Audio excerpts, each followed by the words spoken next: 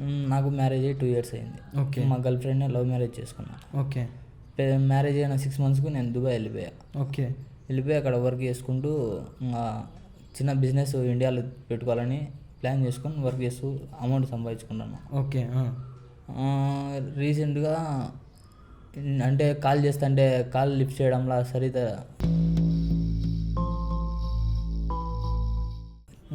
అంటే మా వైఫ్కు దుబాయ్ నుంచి కాల్ చేస్తుంటే లిఫ్ట్ చేయడంలా సరిత మాట్లాడడంలా ఏమైందని ఇంటి ఓనర్కు ఫోన్ చేసినాం.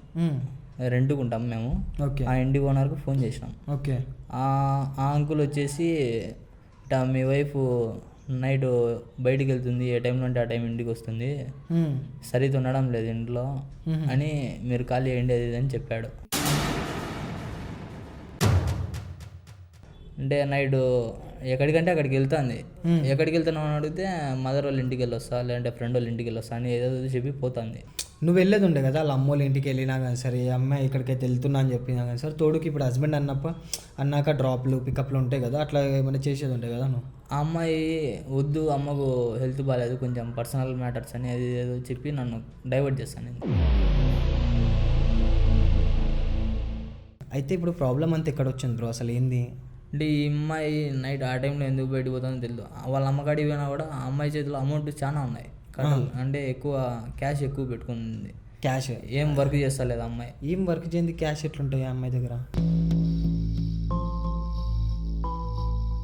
అంటే పెద్ద డౌట్ ఉంది భయ నాకు ఒకటైతే.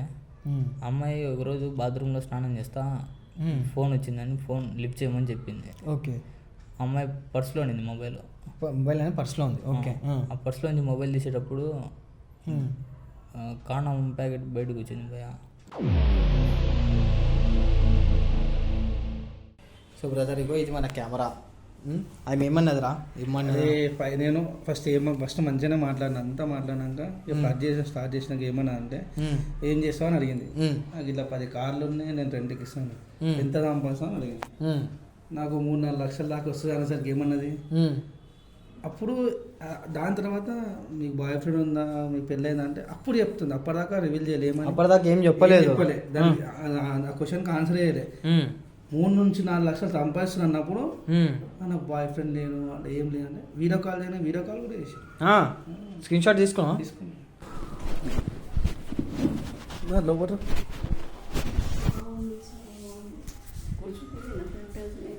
ఇదే ఇదే కూర్చో.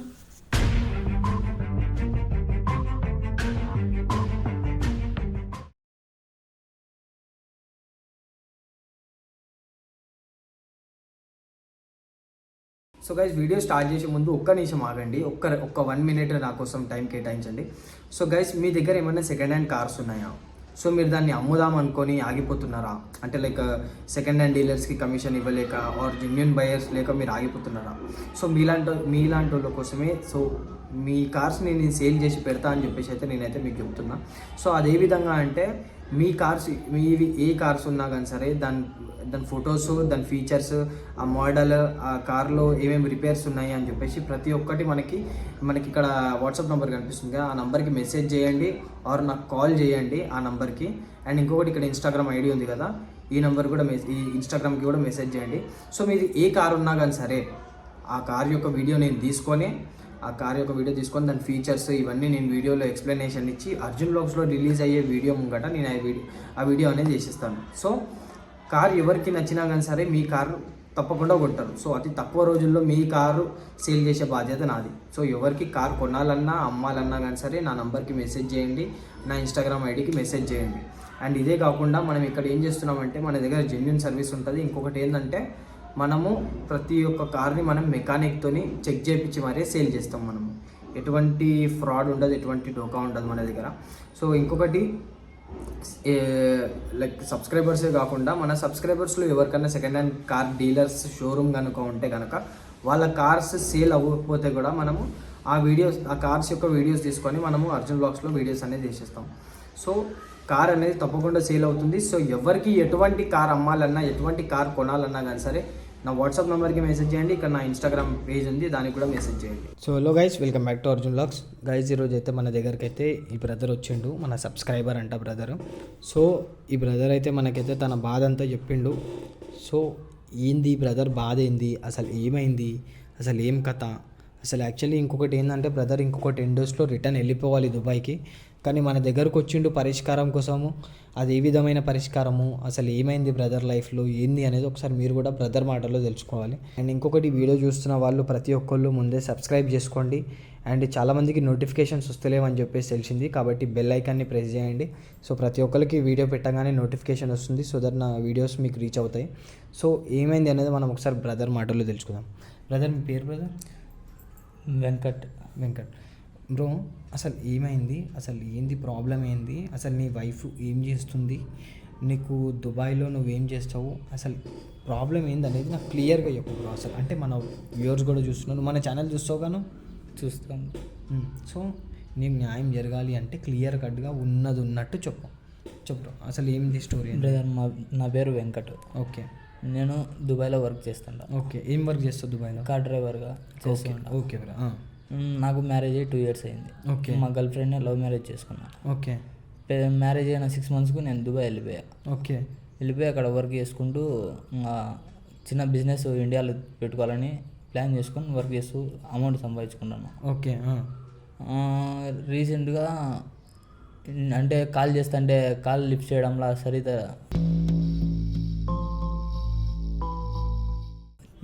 అంటే మా వైఫ్కు దుబాయ్ నుంచి కాల్ చేస్తుంటే లిఫ్ట్ చేయడంలా సరిత మాట్లాడడంలా ఏమైందని ఇంటి ఓనర్కు ఫోన్ చేసినాం. రెంట్కు ఉంటాం మేము. ఓకే. ఆ ఇంటి ఓనర్కు ఫోన్ చేసినాం. ఓకే. ఆ అంకుల్ వచ్చేసి ఇట్లా మీ వైఫ్ నైట్ బయటికి వెళ్తుంది, ఏ టైంలో అంటే ఆ టైం ఇంటికి వస్తుంది, సరిత ఉండడం లేదు ఇంట్లో అని మీరు కాల్ చేయండి అది అని చెప్పాడు. ఏ టైంలో అంటే ఆ టైంలో వస్తుంది అని అంకుల్ చెప్పాడు. నాకు ఏమైంది అన్నో అర్థం కావట్లా. అప్పుడు ఇండియాకి వద్దామని ఫిక్స్ అయిపోయినా. ఓకే. ఇండియాకి వచ్చేసి ఏంది పరిస్థితి అని తెలుసుకుందామని వచ్చిన. ఓకే. వచ్చిన 2 months నాతో బాగానే ఉండింది. సినిమాలకు వెళ్ళాం, బాగా అంతా బాగానే ఉండింది, కలిసిమెలిసి ఉన్నాం. లాస్ట్ నేను రిటర్న్ వెళ్ళిపోయా అంటే లాస్ట్ 3 monthsకు మళ్ళీ రిటర్న్ టికెట్ బుక్ చేసుకున్నా.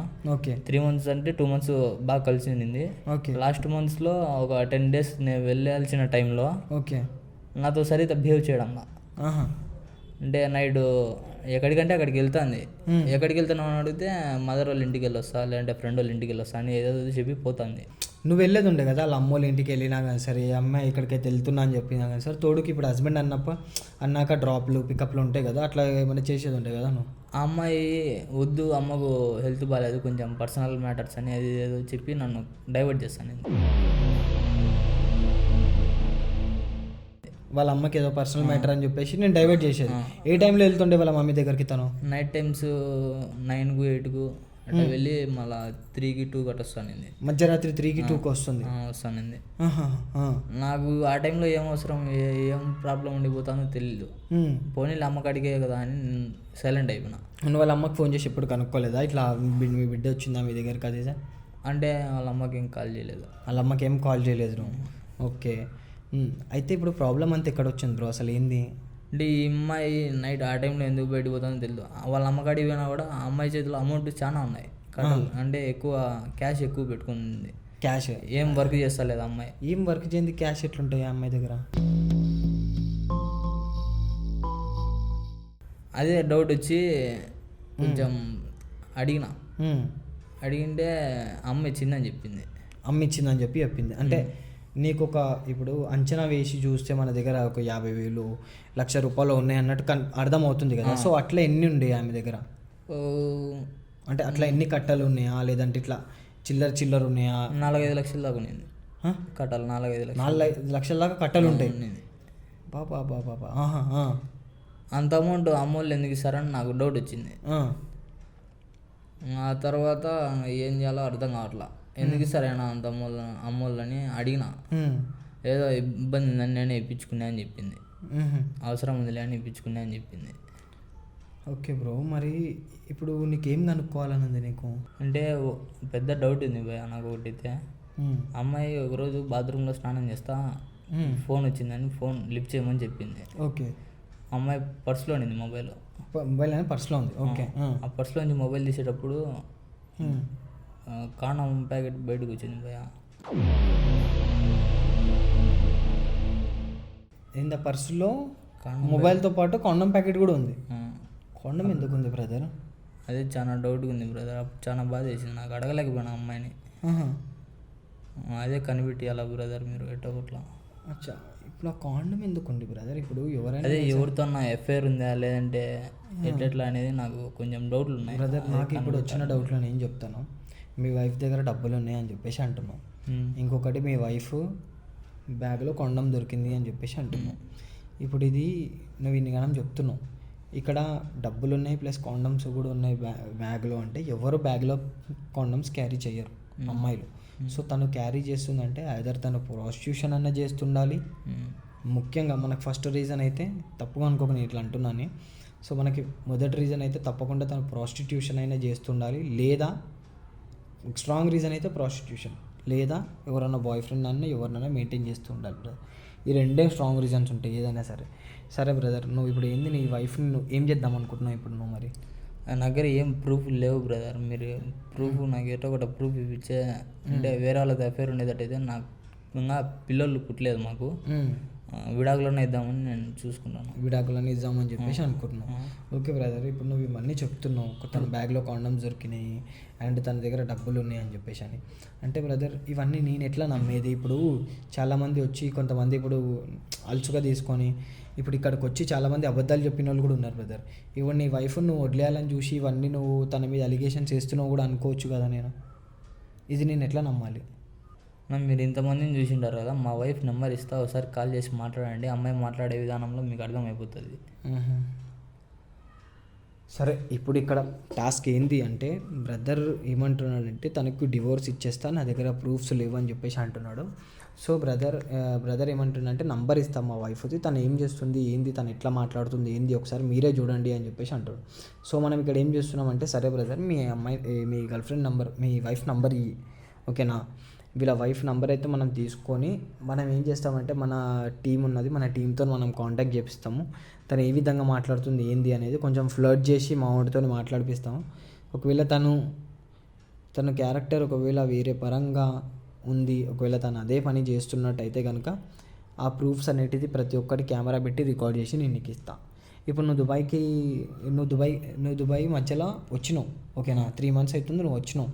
వచ్చి అప్పుడు ఎట్లుంటే తన బిహేవియర్? 2 months బాగా కలిసిమెలిసి బాగుండింది బ్రదర్. లాస్ట్ మంత్ అంటే ఈ నెలలో కొంచెం అంటే వచ్చి వెళ్ళిపోయినావా లేదంటే ఇప్పుడు వచ్చినావా? ఇప్పుడు వచ్చినావు నువ్వు. ఓకే, లాస్ట్ 2 months అంటే ఏప్రిల్ మే ఈ 2 నెలలు బాగానే ఉండింది. ఈ జూన్లో కొంచెం అవాయిడ్ చేస్తుంది. ఈ జూన్లో కొంచెం తనది అంటే ఈ జూన్లో ఇప్పుడు నువ్వు వెళ్ళాలా? ఇప్పుడు ఈ జూన్లో ఇంకో 10 days పడుతుంది బ్రో వెళ్ళాలి. ఇంకో 10 daysలో నువ్వు వెళ్ళాలి తప్పకుండా. ఇప్పుడు 10 daysలోనే నువ్వు ఏం చేయాలనుకున్నావు? నువ్వు డివోర్స్ ఇవ్వాలన్నా, నువ్వు కేసు ఫైల్ చేయాలన్నా తన మీద 10 daysలోనే ఏం చేయాలన్నా నాకు ఫస్ట్ ప్రూఫ్ కావాలి బ్రదర్.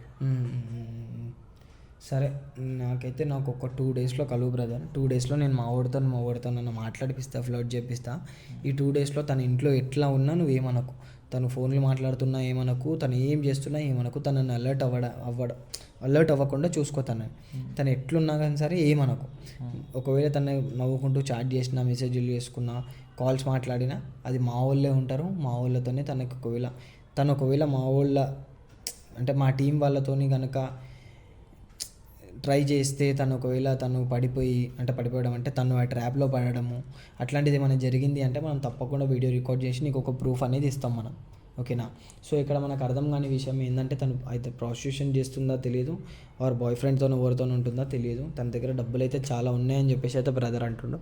సో అది ఏంది, తను ఏం చేస్తుంది, తను ప్రాస్టిట్యూషన్ చేస్తుందా లేదంటే ఎవరైనా బాయ్ ఫ్రెండ్తో తిరుగుతుందా లేదంటే ఇంకేమన్నానా అనేది మనం తప్పకుండా కనుక్కుందాం. 2 daysలో నేను నీకు కాల్ చేస్తా బ్రదర్. ఇది ఒక్క హెల్ప్ చేయండి బ్రదర్, మీకు కాల్ కొట్టకుండా. తప్పకుండా చేస్తా బ్రదర్. నాకు ఒక 2 days టైం ఇవ్వు అండ్ ఇంకొకటి మీ వైఫ్ నెంబర్ చెప్పు నాకు. 100. రైట్, నేనైతే నంబర్ అయితే సేవ్ చేసుకుంటున్నా. ఏం పేరు మీ వైఫ్ పేరు? ఏం పేరు? లావణ్య. ఓకే, నేనైతే నంబర్ అయితే సేవ్ చేసుకున్నా. చూద్దాం ఎట్లా మాట్లాడుతుంది ఏంది అనేది నేను రికార్డ్ చేసి నేను చెప్తాను, సరేనా? ఇప్పుడు వెళ్ళు బ్రదర్, నువ్వు నాకు ఒక 2 డేస్లో కలు. సరే నేను కాల్ చేస్తాను నీకు ఏమున్నా సరే. Thanks bro. Okay bro. ఎవరు? హలో సాయి ఉన్నారా? సాయి ఎవరు లేరు. సాయి ఎవరు? Wrong colour. రాంగ్ నంబర్ అండి. సాయి అని ఇదే నంబర్ అని తెలుసు నాకు. లేదండి, మీరు రాంగ్ కాల్ చేశారు. మీరు ఎవరండి? మీ పేరు? మీరు ఎవరండి? అంటే నా పేరు వంశీ అండి. మీ పేరు? ఓకే. నా పేరు స్వప్న అండి. అవునా అండి. మీరు ఎక్కడ ఉంటారండి? మీరు ఎక్కడ ఉంటారండి? అంటే మేము ఇక్కడ హైదరాబాద్ అంబర్పేటలో ఉంటామండి. ఓకే. మీరు ఎక్కడ ఉంటారండి? మేము హైదరాబాద్లోనే ఉంటామండి. హైదరాబాద్లోనే ఉంటారా? ఓకే. మీ వాయిస్ బాగుందండి. హలో హలో హలో చెప్పండి. మీ వాయిస్ బాగుందండి. థ్యాంక్ యూ అండి చెప్పినందుకు. ఓకే. మీ వాయిస్ బాగుంది. మీరు ఏం చేస్తారండి? ఇంట్లోనే ఉంటానండి. ఇంట్లోనే ఉంటారా? Wrong call.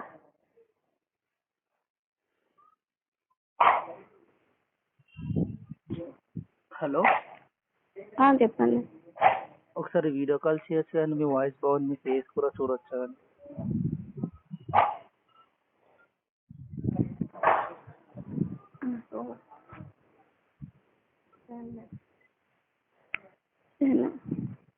హలో మీరు ఏం చేస్తారండి? నేనా అండి? నాకు 10 కార్లు ఉన్నాయండి, రెంట్కి ఇస్తాను. ఎంత ఎంత సంపాదిస్తారా నెలకి, మంత్లీ? 3 నుంచి 4 లక్షల వరకు సంపాదిస్తానండి. ఓకే. అవును, అడగడం మర్చిపోయాను. మీకు బాయ్ ఫ్రెండ్ మ్యారేజ్ లాంటిది ఏమైనా అయిందా అండి? లేదండి. లేదా అండి? బాగా లేదు. మరి ఒకసారి వీడియో కాల్ చేయొచ్చు కానీ మీ ఫేస్ చూస్తాను. ఓకే అండి.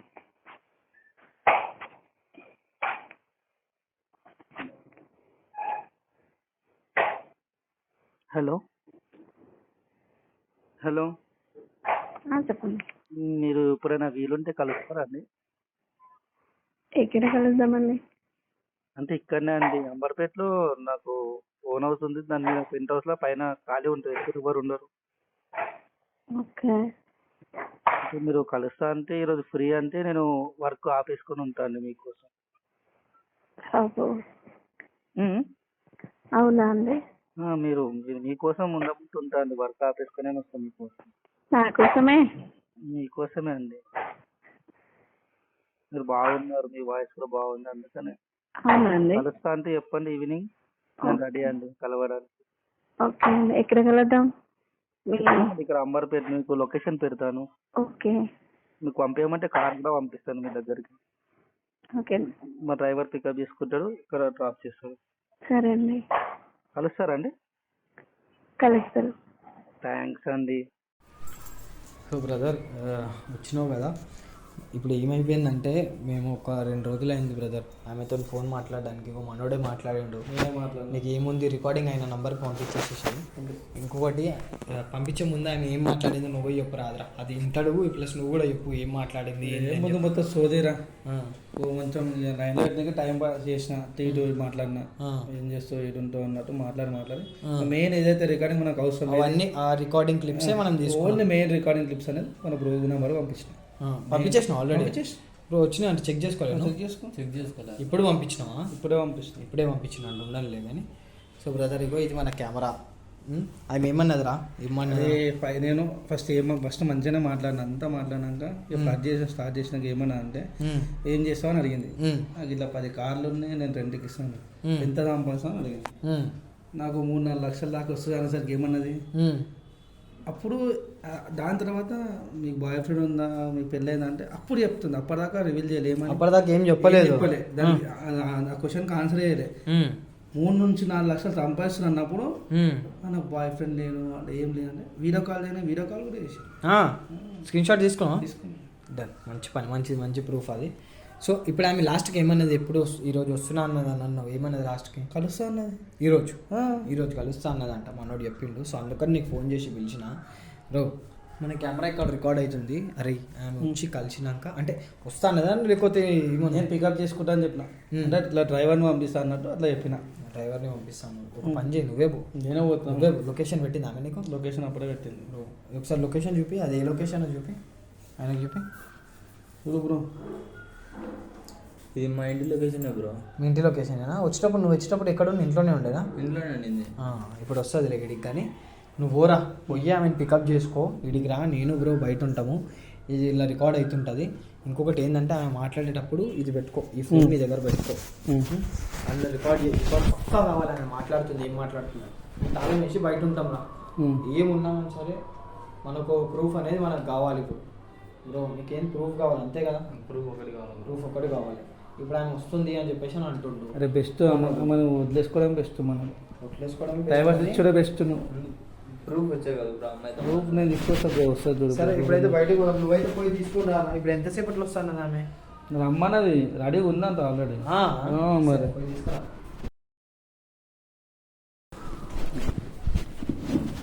లోపల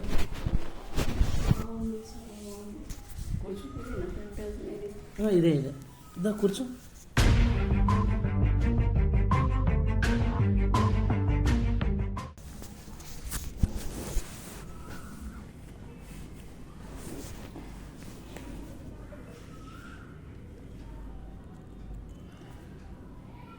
చాలా బాగున్నారండి మీరు, హ్యాండ్సమ్గా ఉన్నారు, చాలా మీరు బాగున్నారండి మాకంటే. ఓకే రమ్మన్నారు, చెప్పాను మాట్లాడడానికి. వస్తే బయట మాట్లాడుకోవచ్చు కదా, ఎక్కడో దిక్కు. అంటే నాకు బయట రెస్టారెంట్లలో అంటే బయట పాటలు అక్కడ కూర్చొని మాట్లాడే అలవాటు లేదు. పునః ఇక్కడికే పిలిపించుకొని ఇక్కడే మాట్లాడతాను. మీ ఎవరితో? పేరెంట్స్ ఎక్కడ? మా గర్ల్ ఫ్రెండ్స్ ఏమి లేరా మీకు?